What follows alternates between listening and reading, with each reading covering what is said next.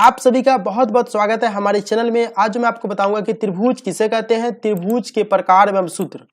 बहुत शुरू से लेकर के हम आपको डिटेल्स तक बताएंगे, मतलब शुरू से लेकर के अंत तक जितने भी त्रिभुज से रिलेटेड क्वेश्चन होते हैं वो आपका आज के वीडियो में खत्म हो जाएगा।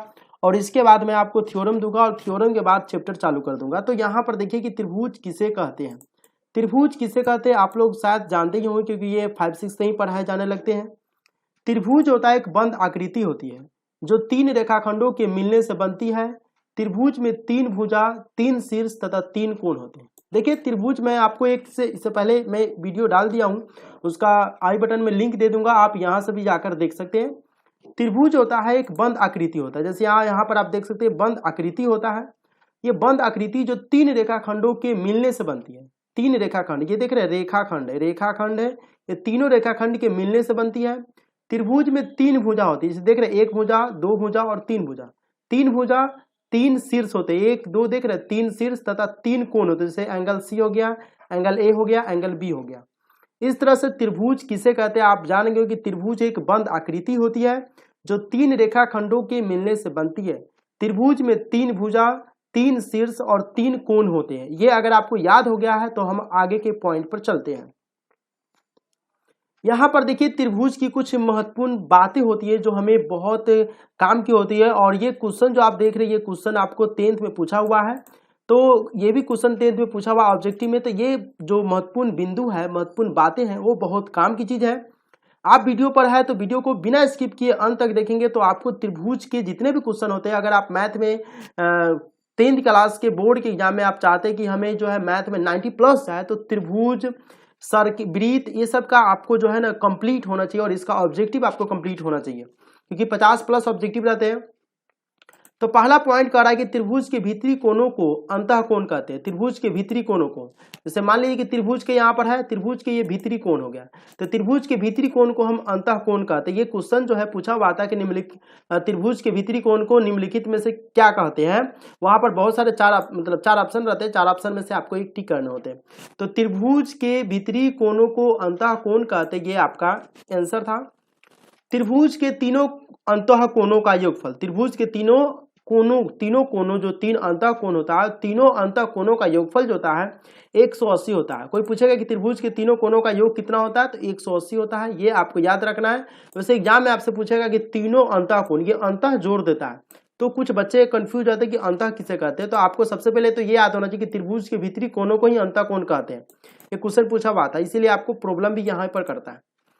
तीसरा नंबर पॉइंट देखते हैं कि त्रिभुज के किन्हीं दो भुजाओं की लंबाइयों का योग तीसरी भुजा की लंबाई से अधिक होता है। त्रिभुज की किन्हीं दो भुजाओं की लंबाइयों का योग, ये दो भुजा है, तो देखिए हम आपको यहाँ पर समझाते हैं कि त्रिभुज की किन्हीं दो भुजाओं की लंबाइयों का योग तीसरी भुजा से जरूर बड़ा होगा, क्योंकि तीन भुजा है तो दो भुजा को जोड़ेंगे तो पहला से, तो मतलब ये तीसरा अकेला है तो इसे बड़ा जरूर होगा। ठीक है, तो ये क्वेश्चन है और ये मतलब पॉइंट बिंदु है, इसे आप याद रखेंगे। त्रिभुज के किन्हीं दो भुजाओं की लंबाइयों का योग तीसरी भुजा की लंबाई से अधिक होता है।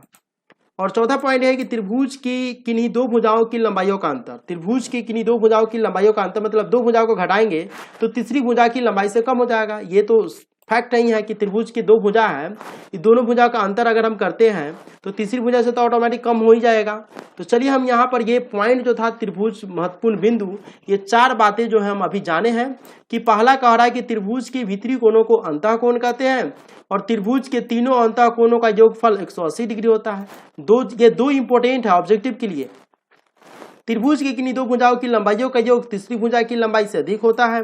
और चौथा कह रहा है कि त्रिभुज की किन्हीं दो भुजाओं की लंबाइयों का अंतर तीसरी भुजा की लंबाई से कम होता है। अब यहाँ पर देखते हैं कि त्रिभुज का वर्गीकरण, क्लासिफिकेशन ऑफ ट्रायंगल, त्रिभुज का वर्गीकरण कैसे किया जाता है, इसको कैसे बांटा गया है। तो त्रिभुज का वर्गीकरण जो है दो आधार पर किया जाता है। ये बहुत इंपॉर्टेंट होता है कि त्रिभुज का वर्गीकरण, क्लासिफिकेशन कैसे उसको बांटा गया है। तो त्रिभुज का वर्गीकरण दो आधार पर किया जाता है। नंबर एक जो है भुजाओं के आधार पर, जो भुजा होते हैं उसके आधार पर, और दूसरा जो होता है कोणों के आधार पर। जैसे मैं आपको त्रिभुज में बताया था कि त्रिभुज जो होता है उसमें तीन भुजाएं होती है, तीन कोण होती है और तीन शीर्ष होती है। तो भुजाओं के आधार पर भी त्रिभुज को बांटा गया है और कोणों के आधार पर भी त्रिभुज को बांटा गया है, लेकिन शीर्ष के आधार पर त्रिभुज को नहीं बांटा गया है। अब हम यहाँ पर देखते हैं कि भुजाओं के आधार पर त्रिभुज के प्रकार कितने होते हैं, इसे कैसे क्या क्या नाम दिया गया है। तो भुजाओं के आधार पर त्रिभुज के प्रकार जो है यहाँ पर आप देख सकते हैं कि भुजाओं के आधार पर त्रिभुज 3 प्रकार के होते हैं। भुजाओं के आधार पर जो भुजा होते हैं, भुजाओं के आधार पर त्रिभुज होता है 3 कंडीशन में बनता है, जो नीचे दिए गए हैं हम आपको बता देते हैं कि कौन कौन से होते हैं। एक जो होता है वो समबाहु त्रिभुज होता है। तो समबाहु त्रिभुज आप जानते ही होंगे कि जिसकी सभी भुजा आपस में बराबर होती है। और समद्विबाहु त्रिभुज तो एक ऐसा त्रिभुज होता है जिसमें 2 भुजाएं, त्रिभुज की 3 भुजाएं होती है, उसमें 2 भुजाएं आपस में बराबर होती है और तीसरी भुजा अलग होती है। और एक होता है विषम बाहु त्रिभुज। तो विषम बाहु त्रिभुज में क्या होता है कि तीनों भुजा जो होता है वह एक दूसरे से डिफरेंट होता है। तो ये है, जान गया, हम इसे डिटेल्स में जानते हैं और इसका फॉर्मूला, इसका परिमाप, ये सभी हम जानते हैं। चलिए समबाहु त्रिभुज।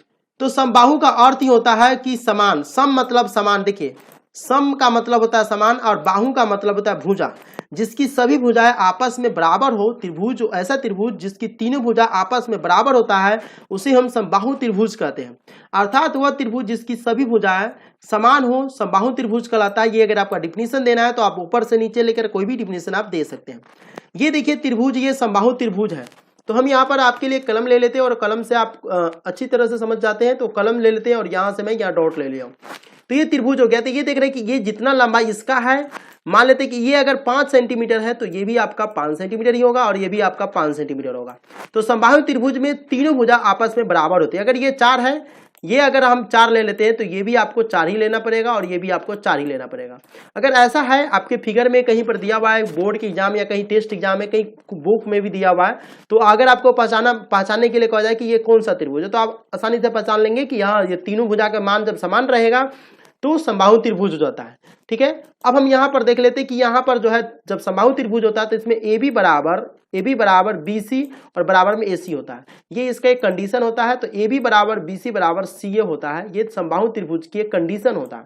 ठीक है, और इसका क्षेत्रफल जो है समबाहु त्रिभुज का क्षेत्रफल जो होता है √3/4 भुजा स्क्वायर होता है। आपको यहाँ पर दिया हुआ है और इसे हम ऐसे भी लिख सकते हैं कि समबाहु त्रिभुज का क्षेत्रफल जो है √3/4 भुजा गुने भुजा भी हम लिख सकते हैं या फिर भुजा स्क्वायर भी आप कर सकते हैं। यहाँ पर आप भी दिया हुआ है, यहाँ पर भी दिया हुआ है। देख लेते हैं कि अब समबाहु त्रिभुज का परिमाप क्या होता है। तो समबाहु त्रिभुज का परिमाप जो होता है तीनों भुजाओं का योग होता है। और तीनों भुजा मान लेते हैं कि ए है, ये अगर ए है, ये भी अगर ए है, ये भी अगर ए है, और तीनों भुजाओं का मतलब समबाहु त्रिभुज का परिमाप का मतलब ही होता है कि त्रिभुज की तीनों भुजाओं का योग। तो तीनों भुजा ए है, एगो ए, दूगो ए और एगो ए, 3 गो ए हो जाए। तो इस तरह से समबाहु त्रिभुज का परिमाप जो होता है वह 3a होता है। ये आपको याद रखना है। ये बोर्ड के एग्जाम में बहुत बार पूछे जा चुके हैं, तो ये ऑब्जेक्टिव के व्यू से ये बहुत इंपॉर्टेंट है। समकोण त्रिभुज का क्षेत्रफल क्या होता है? यहाँ पर देखिए कि सॉरी, समकोण त्रिभुज आ गया, यहाँ पर समबाहु त्रिभुज होना चाहिए ना। ठीक है, तो समबाहु त्रिभुज का जो क्षेत्रफल होता है यहाँ पर 1/2 गुने आधार गुने ऊंचाई होता है। यहाँ पर हम समकोण को हटा करके समबाहु लिख देना है, आपको समबाहु लिख दीजिएगा यहाँ पर। ठीक है, समबाहु त्रिभुज का क्षेत्रफल 1/2 गुने आधार गुने ऊंचाई हो जाता है। चलिए, तो यहाँ से हम देख लिए। अब अगला क्वेश्चन हम देख लेते हैं, समद्विबाहु त्रिभुज। समद्विबाहु में हम आपको पहले ही बता दी कि वैसे त्रिभुज जिसकी 2 भुजा देख रहे हैं आपस में बराबर है तो ये समद्विबाहु त्रिभुज हो जाता है। तो सम मतलब समान, द्वि मतलब दो और बाहु मतलब भुजा। वैसे त्रिभुज जिसकी आपस में 2 ही भुजा समान हो वैसे समबाहु त्रिभुज कहलाते हैं। अर्थात वह त्रिभुज जिसकी 2 भुजा समान हो समद्विबाहु त्रिभुज कहलाता है। ये आपका डिफिनीशन हो गया। फिगर भी आप यहाँ पर देख सकते हैं कि ये दोनों भुजा जो है, मतलब ये भुजा और ये भुजा आपस में बराबर है और ये अलग है। ठीक है, इसमें जो कंडीशन होता है कि अगर कोई 2 भुजा आपस में बराबर होगा तो BC बराबर CA होगा, BC बराबर CA होगा, या फिर AB बराबर, अगर आप कहते थे इस भुजा को या इस भुजा को बराबर करेंगे तो ये अलग हो जाएगा, या फिर इस भुजा को इस भुजा के बराबर करेंगे तो ये अलग हो जाएगा। ठीक है, तो इसका क्षेत्रफल जो होता है B/4 √4a² - b²। चलिए, अगर आप ये आपको नहीं दिखाई दे रहा तो यहाँ पर हम दिखा देते हैं। समद्विबाहु त्रिभुज का क्षेत्रफल जो होता है B/4 √4a² - b²। ये रूट जो है यहाँ तक है, पूरा रूट में है। ठीक है, B/4 है, मतलब इसे हम कैसे लिखेंगे तो ऐसे लिखेंगे B/4 √ बड़ा सा और यहाँ से लेंगे और यहाँ पर लिखेंगे 4a² और माइनस में b²। ये आपका फॉर्मूला इस टाइप से भी लिख सकते हैं। समद्विबाहु त्रिभुज का परिमाप जो होता है त्रिभुज की तीनों भुजाओं का योग होता है। तो मान लीजिए कि ये अगर a है, ये दोनों मान तो बराबर होगा, और ये मान लेते b है, तो ए गो ए और ए गो ए, 2 गो ए और प्लस में बी। तो इस तरह से समद्विबाहु त्रिभुज का परिमाप जो होता है 2a प्लस बी होता है। ठीक है, यहां तक आपको समझ में आ गया होगा। अब हम चलते आगे। आगे जो चलते हैं विषम बाहु त्रिभुज है। विषम का मतलब ही होता है अलग, विषम मतलब अलग और बाहु मतलब भुजा। वैसे त्रिभुज जिसकी भुजाएं बराबर ना हो। त्रिभुज की 3 भुजाएं होती है और इसमें तीनों की तीनों भुजाएं अलग अलग होती है, अर्थात वह त्रिभुज जिसकी सभी भुजाएं असमान हो विषम बाहु त्रिभुज कहलाता है। अब हम यहाँ पर आपको फिगर भी दिखा देते हैं। ये अगर मान लीजिए कि 2 है तो ये अगर मान लेते 3 है तो ये 5 हो जाएगा। इस तरह से त्रिभुज की अलग अलग इसका मान होगा, मतलब त्रिभुज की जो है ना, इस भुजा जो है त्रिभुज की तीनों भुजाओं का मान अलग अलग होगा। इसमें ना ये मान इसके बराबर होगा ना ये मान इसके बराबर होगा। इसीलिए इसका कंडीशन जो होता है ए बी बराबर नहीं है, बी सी बराबर नहीं है सी ए, यानी A B not equal to B C not equal to C A, इसे इंग्लिश में पढ़ा जाता है। और हम इसका क्षेत्रफल निकालेंगे तो root under s into s minus a, s minus b और एस माइनस सी होता है। ये 9 और 10 के लिए तो काफी बहुत इंपॉर्टेंट होते हैं। अब यहाँ पर विषमबाहु त्रिभुज का क्षेत्रफल जो देख रहे हैं ये रूट जो है ना पूरा में है, यानी s root under s into s minus a, s minus b और एस माइनस सी होता है। ठीक है, जहां एस जो है त्रिभुज का अर्ध परिमाप होता है। ये एस जो है यहाँ पर जो आप देख रहे हैं एस, ये त्रिभुज का अर्ध परिमाप होता है। और अर्ध परिमाप निकालने के लिए हम क्या करते हैं, तो तीनों भुजाओं का जो मान होता है, मान लीजिए कि यहाँ पर 2 है, यहाँ पर 3 है, यहाँ पर 5 है, तो हम त्रिभुज का अर्ध माप निकालेंगे तो लिखेंगे 2 प्लस 3 प्लस 5, 3 प्लस ये प्लस का चिन्ह है, 5 अब बटे में 2 कर देंगे तो 5 3 8 2 10, तो कितना हो जाएगा 10 बटे 2 काटेंगे तो कितना आ जाएगा, ये आ जाएगा 5। तो ये हमारा आ जाता है एस। और इस तरह से एस माइनस है तो 5 में से 2 घटाएंगे, फिर 5 में से 3 घटाएंगे, 5 में से 5 घटाएंगे, इस तरह से आता है। तो त्रिभुज का अर्ध परिमाप होता है ए प्लस बी प्लस सी बटे 2, यानी इस तरह से हम लिखेंगे ए प्लस में बी और प्लस में सी अब बटे में 2 करते हैं, तो ये इसका फॉर्मूला हो जाता है त्रिभुज का अर्ध परिमाप। चलिए ये भी आपको समझ में आ ही गया होगा। अब हम आगे देखते हैं कि कोणों के आधार पर त्रिभुज के प्रकार कितने होते हैं। तो कोण जो कोण होता है ना, हम आपको बताए थे कि त्रिभुज में 3 भुजाएं होती है, 3 कोण होते हैं और 3 शीर्ष होते हैं। तो भुजा के आधार पर तो आप लोग जान चुके हैं। अब कोण के आधार पर आपको जानना है कि त्रिभुज के आधार कोणों के आधार पर त्रिभुज के कितने प्रकार होते हैं। तो कोणों के आधार पर त्रिभुज के मुख्यतः 3 प्रकार होते हैं। इसमें भी 3 प्रकार होते हैं, उसमें भी 3 प्रकार होते हैं। ठीक है, इसमें जो है न्यून कोण त्रिभुज होता है, सम कोण त्रिभुज होता है और एक होता है अधिक कोण त्रिभुज। तो न्यून कोण त्रिभुज और सम कोण त्रिभुज, अधिक कोण त्रिभुज की डिफिनेशन हम आगे देखते हैं और इसके बारे में भी बहुत ज्यादा डिटेल से हम जानेंगे। चलिए यहाँ पर देख लेते हैं कि न्यून कोण त्रिभुज किसे कहते हैं। वह त्रिभुज जिसमें सभी कोण 90 डिग्री से कम होता है। वैसे त्रिभुज जिसका परिमाप जिसका माप जो है वह 90 डिग्री से कम हो तो उसे हम न्यून कोण त्रिभुज कहते हैं।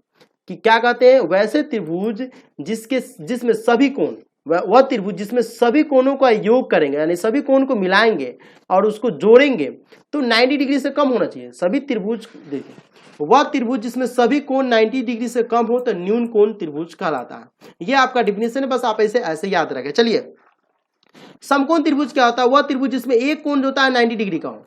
वह त्रिभुज जिसमें एक कोण जो है 90 डिग्री का हो समकोण त्रिभुज कहलाता है। तो वह त्रिभुज जिसमें एक कोण 90 डिग्री का होता है, तो इसे समकोण त्रिभुज कैसे होता है, तो ये सीधा होता है, एक ऐसे होता है और एक में ये क्या होता है, ये वाला कोण जो होता है ये 90 डिग्री का होता है। तो इसे हम समकोण त्रिभुज के नाम से जानते हैं। अब हम आगे देखते हैं कि आगे हमारा जो क्वेश्चन मतलब जो तीसरे नंबर जो अधिक कोण था उसे हम देखते हैं अधिक कोण त्रिभुज किसे कहते हैं। वह त्रिभुज जिसमें एक कोण 90 डिग्री से अधिक हो। वैसे त्रिभुज जिसमें एक कोण 90 डिग्री से अधिक होता है वो अधिक कोण त्रिभुज अधिक कोण कहलाता है। तो एक तो आप जान गए कि न्यून कोण जिसमें एक कोण उसका जो है मतलब तीनों कोण उसमें तीनों कोण जो होता है वह तीनों कोण 90 डिग्री से कम होना चाहिए। उसका जोड़ नहीं 90 डिग्री से कम होना चाहिए तीनों कोण। जैसे मान लीजिए कि हमारा एक त्रिभुज है, ये मान लेते हैं कि त्रिभुज है, इस त्रिभुज में तीनों कोणों को अगर मापेंगे तो ये कोण भी 90 डिग्री से कम होना चाहिए, ये भी 90 डिग्री से कम होना चाहिए और ये भी 90 डिग्री से कम होना चाहिए। तो ये हो जाता है न्यून कोण। ठीक है, और वही समकोण त्रिभुज होता है तो इसमें सीधा रहता है और एक ऐसे रहता है और ये रहता है यहाँ से मिल जाता है। तो इसमें क्या होता है कि ये हमेशा यहाँ पर 90 डिग्री कोण बनाता है। इसमें एक कोण 90 डिग्री का होना चाहिए। और अधिक कोण होता है जिसमें त्रिभुज हो गया, मान लीजिए कि त्रिभुज हो गया तो त्रिभुज में इसमें जो है कम से कम एक कोण जो है 90 डिग्री से अधिक होना चाहिए। जिसमें एक कोण 90 डिग्री से अधिक होगा तो एक कोण 90 डिग्री से अधिक होगा तो अधिक कोण त्रिभुज कहलाता है। इस तरह से त्रिभुज की जितने भी डिटेल्स जानकारी थी वो मैं आपको दे दिया हूँ इस वीडियो में। वीडियो को पसंद करें, वीडियो पसंद आया तो वीडियो को लाइक करें, चैनल को जरूर सब्सक्राइब कीजिएगा और फिर मैं आपसे मिलता हूँ अगले वीडियो में थ्योरम के साथ। तो बेल नोटिफिकेशन को ऑन करके रखिएगा, तो जैसे मैं वीडियो को अपलोड करूंगा आपको नोटिफिकेशन मिल जाएगा और आप मेरे वीडियो को जितने जल्दी मैं अपलोड करूंगा उतने जल्दी आपको मिल भी जाएगा।